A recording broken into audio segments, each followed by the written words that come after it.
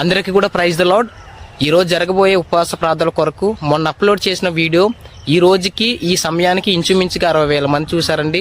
చాలా సంతోషం. నిన్న ప్రత్యేకంగా ఫోన్ కాల్స్ ఇంచుమించుగా 500 మంది ఫోన్ చేశారండి.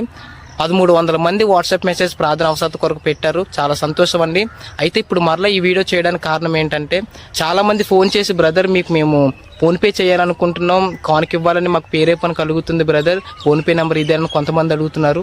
మరికొంతమంది అయితే మీరు చేసే ప్రార్థన వల్ల మా జీవితాల్లో కార్యాలు జరిగితే ఖచ్చితంగా మీ మినిస్ట్రీకి అలాగే మీ పరిచర్యకి ఎంత అమౌంట్ అవుతుందో అమౌంట్ అంతా కూడా మేమే మీకు పంపిస్తాం బ్రదర్ అని చెప్పి కొంతమంది అంటున్నారు. వారందరికీ కూడా చెప్పేది ఒకటే అండి, నేను కానుక కొరకు ఈ యొక్క ప్రార్థనలు మొదలు పెట్టలేదు. నా యొక్క దర్శనం వేరు.